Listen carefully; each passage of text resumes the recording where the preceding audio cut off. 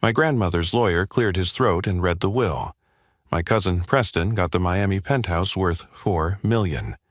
His sister Bianca got the Palm Beach estate. And me? I got an old Singer sewing machine. How fitting for the family disappointment. Preston laughed. But when I discovered what Grandma Dorothy really left me, I had to call the FBI. The morning of the will reading started like any other disaster in my life. My 2012 Honda Civic wouldn't start, so I had to take 2 buses to get to the downtown law offices of Hutchinson, Sterling & Associates. I was already 20 minutes late when I pushed through the glass doors, my teacher's salary blazer looking shabby next to the marble walls and crystal chandeliers. "Raymond, there you are!" Uncle Vernon's voice boomed across the reception area, though his tone carried more irritation than welcome. "We've been waiting. Do you have any idea how much billable time you've just wasted?" Uncle Vernon stood there in his $3,000 suit, checking his Patek Philippe watch for emphasis. At 62, he looked like what he was, a man who'd spent his entire life believing he deserved everything he'd never quite earned. His gray hair was perfectly styled, his shoes cost more than my monthly rent, and his smile never reached his eyes when he looked at me. "Sorry, Uncle Vernon, car trouble." "Still driving that old thing?" "Raymond, you're 34 years old. When I was your age, I owned 3 vehicles." "When you were my age, you were also spending Grandma Dorothy's money," I wanted to say, but I bit my tongue. This wasn't the time or place. Preston appeared beside his father, looking like a younger, somehow more insufferable version. "Ray, good to see you, cousin." He gripped my hand too hard, the way he always did, like every interaction was a competition he needed to win. "How's the teaching thing going? Still at that public school?" "Franklin High, going well, thanks." "Public school teacher?" he said to his sister Bianca, who had just walked up. "Can you imagine? All that potential, and he's teaching teenagers about the Civil War." Bianca air-kissed my cheek, careful not to actually make contact. "Raymond, darling, you look tired. Are you eating enough?" She didn't wait for an answer. "You know, my husband knows people on the Board of Education. If you ever want a real career in administration instead of the classroom."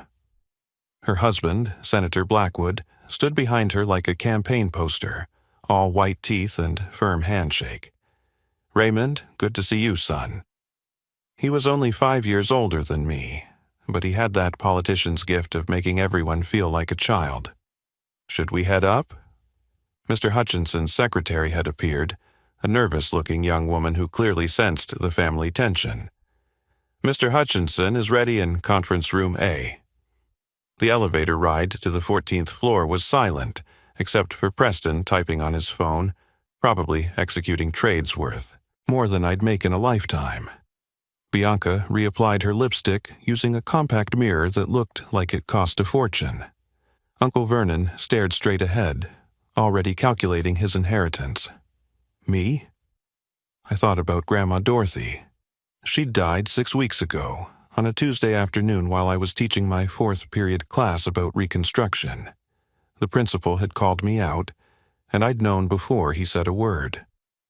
Grandma had been fighting pancreatic cancer for 8 months. She'd refused aggressive treatment, saying at 91 she'd had her time.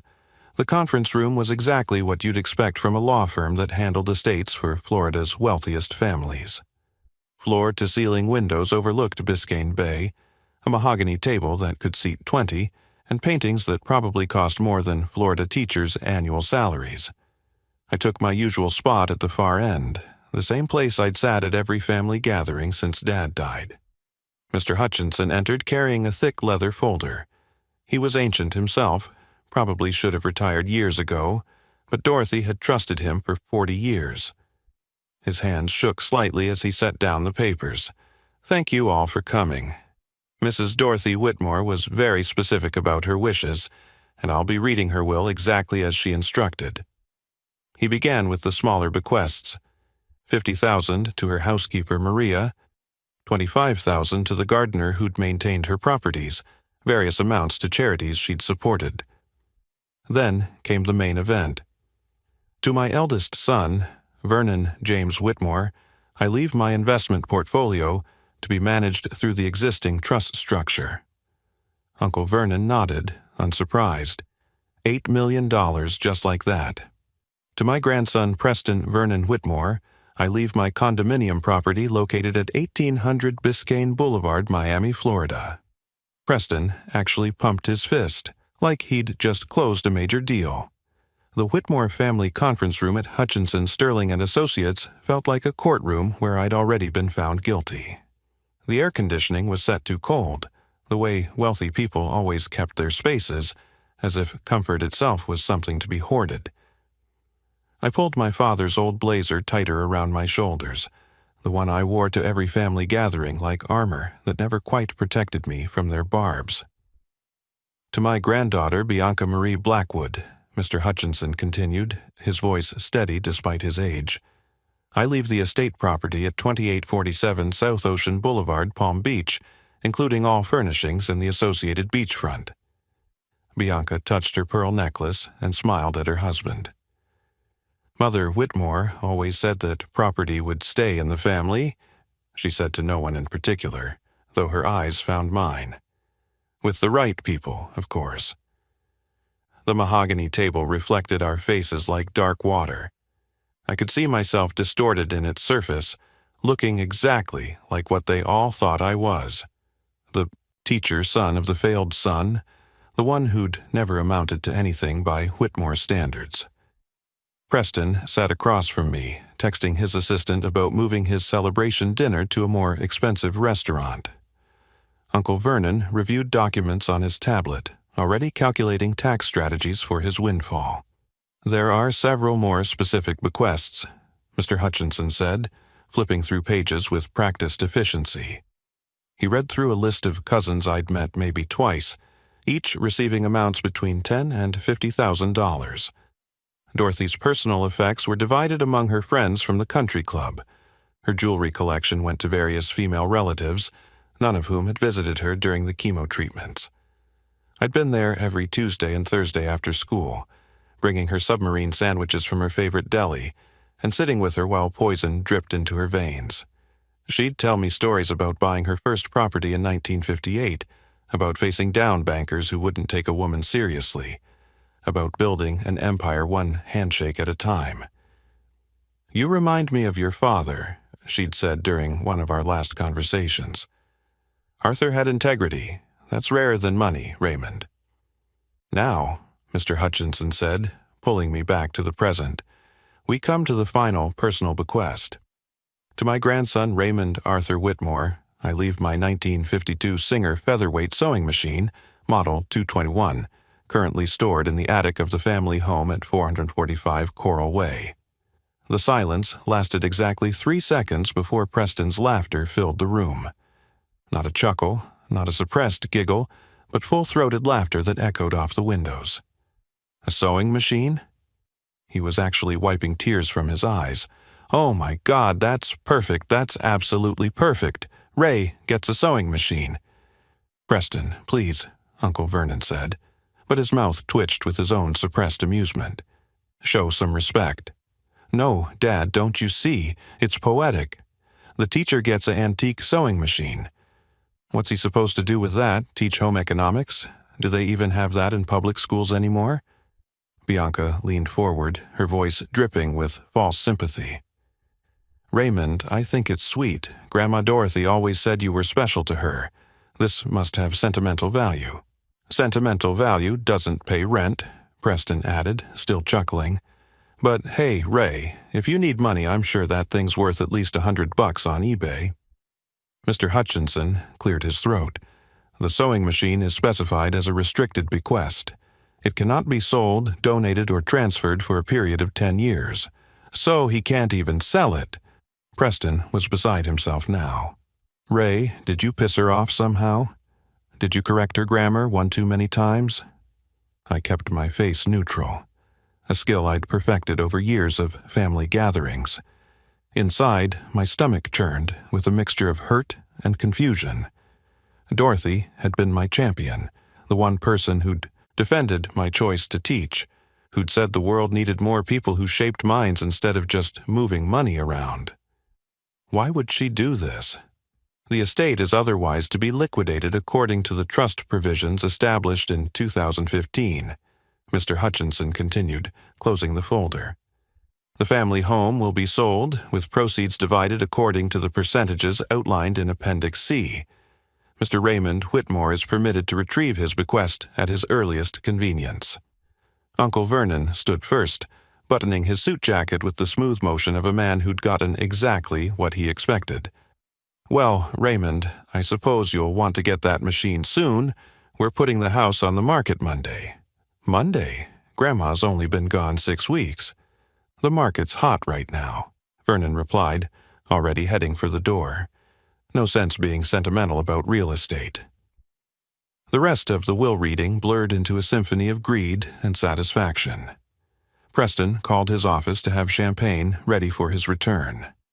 Bianca started discussing renovation plans with Senator Blackwood, something about a new tennis court where Grandma Dorothy's vegetable garden had been. Uncle Vernon was already on the phone with his financial advisor, setting up meetings to discuss major portfolio integration. I sat there, watching them carve up her life like vultures over carrion. Not one of them mentioned missing her. Not one of them shared a memory or shed a tear. They'd gotten what they came for, and now Dorothy Whitmore was just a signature on a check. Raymond, Mr. Hutchinson's voice cut through my thoughts.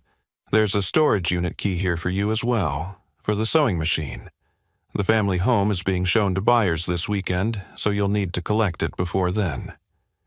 He handed me a small brass key with a paper tag reading, Attic, East Wing. I pocketed it without looking at the others, though I could feel their amused glances. Don't forget to check if it comes with thread, Preston called out as I headed for the door. Wouldn't want you to have to spend your own money on accessories. The drive to Grandma Dorothy's house in Coral Gables took 40 minutes in Miami traffic. I'd made this drive hundreds of times over the years, but this would be the last. The sprawling Mediterranean revival mansion sat on 2 acres of manicured grounds, its coral stone walls glowing pink in the afternoon sun. This was where Dorothy had moved in 1975, after her real estate empire had grown beyond her wildest dreams. The house felt hollow without her. Maria, the housekeeper, had already been let go, and the furniture was covered in white sheets like ghosts of better times. My footsteps echoed on the terrazzo floors as I climbed to the 3rd floor, then pulled down the hidden ladder to the attic. The attic was stifling, filled with decades of accumulation. Boxes labeled Christmas 1987, Vernon's college, Arthur's books. That last one made me pause. My father's things, boxed up and forgotten after his death 5 years ago. I ran my finger through the dust on top, leaving a clean stripe like a wound. The sewing machine sat in the far corner, pristine in its black carrying case. A note was taped to the handle in Dorothy's spidery handwriting. For Raymond. Handle with care. I carried it down to my car, the case surprisingly heavy for such a small machine. As I set it in my trunk, Preston's BMW pulled up behind me. Couldn't resist seeing the old place one more time, he said, getting out. But his eyes were calculating, not nostalgic. Dad wants me to check what else is up there. Make sure nothing valuable gets left behind. It's mostly Christmas decorations and old photos. Photos can be valuable, especially if they're embarrassing. He winked like we were conspirators. Bianca's husband has political ambitions beyond the state senate. Can't be too careful. He disappeared into the house while I sat in my car, staring at the sewing machine case through my rearview mirror. Why this? Why leave me something so seemingly worthless when she knew how they'd react?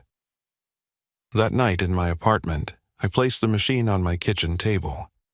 The black metal gleamed under my overhead light, Singer spelled out in gold lettering across the front. The machine was in perfect condition, but when I examined it closely, something felt off. The needle had never been threaded. The foot pedal's cord was still wrapped in its original paper. This machine had never sewn a single stitch. Dorothy had told me stories about her original sewing machine, how she'd started her empire by altering designer clothes for wealthy Miami Beach widows. "Every fortune starts with a single thread, Raymond," she'd said. "You pull it carefully, and gradually the whole fabric reveals itself." But this wasn't that machine. That one was in the Smithsonian now, part of their Women Entrepreneurs of the 20th Century exhibit. She'd donated it years ago, proud that her story would inspire others. I opened every compartment, examined every surface. In the small drawer meant for attachments, I found the original 1952 manual, yellowed but intact. The fabric tray underneath the machine felt loose when I touched it. When I lifted it, my heart stopped. A white envelope, sealed, with my name written across it in Dorothy's unmistakable handwriting. Inside was a single sheet of her personal stationery, the watermark of her initials barely visible through the cream paper. The message was brief, but it changed everything. "My dearest Raymond, if you're reading this, then the vultures have had their feast. The machine is just the beginning." I read the rest of Dorothy's note 3 times before my hands stopped shaking. "Look where the roses never bloom." Remember our talks about the old Whitmore estate in Coral Gables? Some gardens hide more than beauty. The truth about your father's death is there. Trust no one in the family. The combination is your father's real birthday, not the one Vernon tells everyone. All my love, Grandma D. My father's death. The words hit me like ice water in my veins. Arthur Whitmore had drowned when his fishing boat capsized off Key Biscayne 5 years ago. The Coast Guard called it a tragic accident, a sudden storm catching an experienced sailor off guard. I'd never questioned it. Dad knew those waters better than anyone, but the ocean doesn't care about experience when it decides to take someone. But Dorothy was suggesting something else entirely. I called Franklin High at 6 the next morning and left a message claiming food poisoning. Then I drove to the old Coral Gables estate, the first property Dorothy had ever purchased in 1958. Unlike the mansion where she'd lived her final decades, this place had been abandoned for years. Dorothy kept it for what she called sentimental reasons, refusing every developer's offer no matter how astronomical. The wrought iron gates were rusted but not locked. The driveway was cracked, grass growing through concrete like nature reclaiming its territory. The house itself, a 2-story Spanish colonial, stood empty with plywood over most windows. But I wasn't here for the house. The garden sprawled behind the property, 5 acres that had once been Dorothy's pride. She'd grown everything here: tomatoes, peppers, mangoes, avocados. But the rose garden had been her masterpiece except for one corner where nothing ever grew. Bad soil, she'd told me when I was 12 and tried to plant sunflowers there. Some earth just won't accept life, Raymond. You have to respect that. Now her words carried different meaning. I found the dead patch easily, a 6-foot square of bare earth in the southwest corner where even weeds refused to grow. The morning sun was already brutal, and sweat soaked through my shirt as I started digging with the shovel I'd brought from my apartment. 1 foot down, nothing but sandy soil and rocks. At 18 inches, my shovel hit something solid. Not a rock, but something that clanged like metal. I cleared the dirt away with my hands, revealing a steel box about the size of a briefcase with a combination lock built into the lid. Dad's real birthday. I knew this story only because Dorothy had let it slip once after too much wine at Christmas. Vernon had changed the official story to hide the fact that their parents had conceived Arthur before marriage, a scandal in their social circle back then. The real date was November 15, 1971, not March 15, 1972. I spun the dials, 111571. The lock clicked open. Inside, wrapped in plastic to protect against moisture, were documents that made my stomach turn. The first folder contained property deeds and bank statements showing systematic transfers from Dorothy's accounts to offshore holdings in Vernon's name. 15 years of theft, methodically documented in Dorothy's precise handwriting. The second folder was worse. Emails between Vernon and Preston, printed and dated. "Arthur's getting too close," one read from Preston to his father. He called asking about the Bayshore property discrepancies. Vernon's response, "I'll handle your uncle. Family meeting on the boat next week." The date was 3 days before Dad died. My hands trembled as I found the next document, a work order from a marine repair shop. Hydraulic steering system modification for Arthur Whitmore's boat, paid for by Vernon Whitmore, completed the day before Dad's final fishing trip. There were photographs, too. Preston meeting with a man identified in Dorothy's notes as Marcus Torelli, a mechanic who'd been convicted twice for insurance fraud. Timestamps showed these meetings happened the week before Dad's death. At the bottom of everything was a letter in my father's handwriting. "Mom, I've discovered Vernon and Preston have been stealing from you for years. Millions diverted through shell companies. The Bayshore property was sold for $12 million, but they reported $6 million. The difference went to accounts in the Caymans. I have proof. I'm going to confront them tomorrow at the family meeting on Vernon's boat. If anything happens to me, know it wasn't an accident. I love you, Arthur." The letter was dated the day he died. The last item in the box was a flash drive and another note from Dorothy. "Everything is backed up here. 3 copies exist in safety deposit boxes you'll find listed in the attached document. I've been gathering evidence for 5 years, but my lawyers said it wasn't enough while I was alive. They'd destroy me with countersuits and delays. Dead, I'm untouchable. Dead, they can't threaten me. Make them pay, Raymond. Your father deserves justice." I sat in that dead garden for 20 minutes, reading and rereading every document. The evidence was meticulous, thorough, and damning. Dorothy had spent 5 years building a case that would destroy Vernon and Preston. She'd documented not just the murder conspiracy, but decades of embezzlement totaling $30 million. The flash drive contained gigabytes of additional evidence. Security footage from the marina showing Preston and Vernon near Dad's boat the night before he died. Bank records showing massive transfers immediately after his death. Even a recorded phone conversation where Vernon told someone that the Arthur problem has been resolved.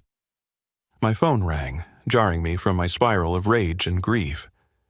Preston's name appeared on the screen. "Ray, where are you? You were supposed to meet me at the bank this morning to sign off on the house sale papers. I never agreed to that." "Well, Uncle Vernon needs all heirs to sign, just a formality. Listen, I'll throw in $5,000 cash if you come now. I know the sewing machine thing was rough. Consider it a family bonus." The casual cruelty of it, offering me pocket change while sitting on millions they'd stolen, made my decision clear. "I'll pass, Preston." "Your loss, cousin. By the way, did you ever figure out what to do with that machine? I know a vintage shop that might give you $200 for it." I hung up and called the FBI. The Miami field office transferred me twice before I reached Agent Patricia Martinez in financial crimes. I explained I had evidence of embezzlement and murder. She was skeptical until I mentioned the amount involved and started listing the evidence. "Don't touch anything else," she said, her tone shifting from routine to urgent. "Where are you exactly?" 2 hours later, the abandoned garden was swarming with FBI agents. They cataloged every document, photographed every page. Agent Martinez, a woman who looked like she'd seen enough corruption to last several lifetimes, reviewed the flash drive contents on her laptop. "Your grandmother was very thorough," she said. "This is prosecutable. The murder conspiracy will be harder to prove, but the financial crimes are bulletproof. What happens now? We build the case. This will take a few weeks, maybe a month. We'll need you to continue acting normal. Can you do that?" The next 3 weeks were torture. I taught my classes, graded papers, attended faculty meetings, all while knowing what was coming. Preston called twice more about various estate matters, each time his condescension making my skin crawl. Uncle Vernon invited me to lunch to discuss your future, which I politely declined. The arrests happened on a Thursday morning, coordinated across 3 locations. Vernon was taken from his country club during his weekly golf game. The FBI agents waited until he was on the 9th hole, surrounded by his cronies, before announcing his arrest for murder, conspiracy, embezzlement, and wire fraud. The local news caught it all on camera. Vernon in his golf attire being led away in handcuffs. Preston's arrest was even more public. FBI agents entered his Manhattan investment firm during their morning meeting. According to a colleague who called me later, Preston tried to run. Actually tried to sprint through the office in his Italian loafers before being tackled by an agent near the elevator. They marched him out through the lobby in full view of every employee and client. Bianca's arrest came at a charity luncheon where she was being honored for her philanthropy. Agent Martinez told me later that Bianca had fainted when they read the charges, which included money laundering through her husband's campaign funds. Senator Blackwood wasn't arrested, but his political career ended that day. The investigation revealed the full scope of their crimes. Vernon and Preston had created 47 shell companies to siphon money from Dorothy's empire. They'd sold properties below market value to their own holdings, skimmed management fees, even taken loans against Dorothy's assets for their personal use. The murder evidence was more complex, but the prosecutors felt confident. The tampered hydraulic system, the meetings with Torelli, the timing of the transfers after Dad's death, it all painted a clear picture. Torelli himself, facing his 3rd strike, agreed to testify in exchange for a reduced sentence. During the trial, I learned things that made the betrayal even worse. Vernon had been stealing from his mother since the day she gave him power of attorney. Preston had joked in emails about bleeding the old bird dry. Bianca had helped hide assets by purchasing property through her husband's donors. They'd killed my father for trying to protect his mother. They'd spent 5 years laughing at family dinners while his orphaned son sat at the same table. They'd stolen millions while Dorothy lay dying of cancer, too weak to fight them, but strong enough to document every crime. The trial lasted 6 months. I sat in that courtroom every day I wasn't teaching, watching as prosecutors laid out the case Dorothy had built from her deathbed. Vernon's lawyer tried to paint him as a devoted son, managing his mother's complex affairs. That defense crumbled when they played the recorded phone call where he called Dorothy a senile old witch who should have died years ago. Preston broke first. Facing life in prison for the murder conspiracy, he agreed to testify against his father in exchange for a reduced sentence of 25 years. His testimony was devastating. He described how Vernon had planned everything, how they'd tested the boat modification on another vessel first, how they'd watched the weather reports waiting for the perfect storm to provide cover. "Did you feel any remorse?" the prosecutor asked him. Preston looked at me across the courtroom. "Arthur was going to destroy everything we'd built." "You mean everything you'd stolen?" "I mean everything we deserved." That word, deserved, summed up their entire worldview. They deserved Dorothy's money because they were her blood. They deserved to steal because they were smarter. They deserved to kill because someone stood in their way. Vernon got life without parole. The jury deliberated for less than 2 hours. When they read the verdict, he stared straight ahead, still believing himself the victim. Bianca got 15 years for money laundering. Her husband divorced her before the trial ended, distancing himself from the scandal that destroyed his career. But Dorothy had saved her biggest surprise for last. Mr. Hutchinson called me the day after the verdicts were read. "Raymond, there's an addendum to your grandmother's will." It was sealed with instructions to open only upon the successful prosecution of the involved parties. I met him at his office, the same conference room where I'd been humiliated 6 months earlier. This time, I was alone. "Your grandmother restructured everything 2 years ago," he explained, sliding documents across the table. The bequests to Vernon, Preston, and Bianca were contingent on them being free of any criminal wrongdoing regarding her estate. Upon their conviction, everything transfers to you. Everything. Every property, every investment, every penny they thought they'd inherited. $50 million in total, plus damages from the criminal restitution. The Miami penthouse Preston had already redecorated. The Palm Beach estate where Bianca had started building her tennis court. All of it mine. But more importantly, there was another letter from Dorothy. My dearest Raymond, if you're reading this, then justice has been served. I knew the truth about your father's death within weeks of it happening. A mother knows when her child has been murdered. But I was old, sick, and they controlled so much. Going to the police would have meant lawyers, delays, and likely my own death before seeing justice. So I waited, I planned, I documented, and I trusted you. You were never the disappointment, Raymond. You were the only one who inherited what really mattered from me. Integrity. Your father had it too, which is why they killed him. The sewing machine was my first purchase when I started over after leaving my abusive first husband. It was never used because it was a symbol, not a tool. It represented new beginnings, the power to create rather than destroy. Now it's your turn. Make your father proud. I kept teaching. Walking away from my students felt like letting Vernon and Preston win, like admitting that money was more important than purpose. But I used Dorothy's fortune to create the Arthur Whitmore Foundation for Ethical Business Practices. We provide scholarships for first-generation college students, support for whistleblowers, and funding for forensic accounting investigations into corporate crime. Preston's penthouse became a shelter for abused women starting over, just like Dorothy once did.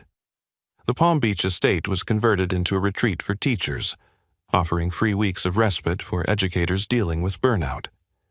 The Coral Gables property, where Dad's letter had waited 5 years for discovery, became a memorial garden. Where the roses never bloomed, I planted an oak tree with a plaque. Truth grows where secrets are buried. The sewing machine sits in my classroom now, in a glass case with Dorothy's story beside it. My students often ask why I keep it there in a history classroom. Because history isn't just about the past, I tell them. It's about the threads connecting us to those who came before. Sometimes pulling one thread unravels everything. Sometimes that's exactly what needs to happen. Last week, a student stayed after class, troubled by something in her own family. As we talked, she kept glancing at the sewing machine. "Mr. Whitmore, how did your grandmother know you'd figure it out?" She knew I'd remember the stories she told. She knew I'd care enough to look deeper, but mostly, she knew I was my father's son. That's the real inheritance Dorothy left me.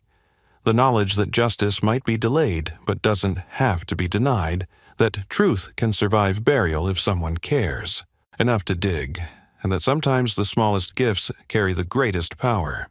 Hey everyone, if you enjoyed this story about uncovering family secrets and finding justice, please hit that like button and share it with someone who loves a good mystery. Drop a comment below telling me what you would have done in Raymond's situation. And don't forget to subscribe to the channel for more incredible true stories every week. Thank you for watching, and remember, sometimes the most valuable inheritances aren't the ones everyone can see.